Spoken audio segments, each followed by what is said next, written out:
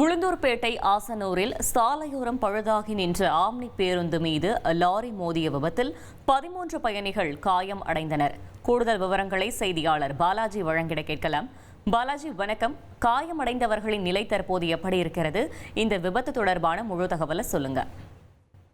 ராமநாதபுரம் மாவட்டம் முதுகுளத்தூரில் இருந்து 29 பயணிகளுடன் அதனியார் ஆம்னி பேருந்து ஒன்று சென்னை நோக்கி சென்று கொண்டிருந்தது. அந்த பேருந்து உளுந்தூர்பேட்டை அருகே உள்ள ஆசனூர் என்னும் இடம் அருகே சென்றபோது திடீரென பழுது ஏற்பட்டு அதன் ஓட்டுநர் கார்த்திக் சாலையோரமாக பேருந்தை நிறுத்திவிட்டு பழுதை சரி செய்து கொண்டிருந்தார். அப்போது பின்னால் பேருந்து நிற்பதை தெரியாமல் வந்து ஈச்சர் லாரி ஒன்று பேருந்தின் மீது மோதி விபத்துக்குள்ளானது. இந்த விபத்தில் ஆம்னி பேருந்து சாலையோர பள்ளத்தில் கவிழ்ந்து விபத்துக்குள்ளானது.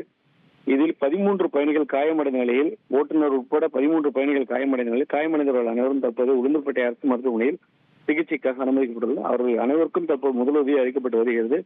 தொடர்ந்து விபத்து குறித்து எடைக்கல் போலீசார் வழக்கு பதிவு செய்து விசாரித்து வருகின்றனர். தகவல்களுக்கு நன்றி பாலாஜி. ட்ரெண்ட ஃப்ரெண்ட் ஆக்கிக்கோங்க. தந்தி டிவியின் சப்ஸ்கிரைபர்ஸ் அண்ட் ஃபாலோவர்ஸ் குடும்பத்துல நீங்களும் இணையுங்க.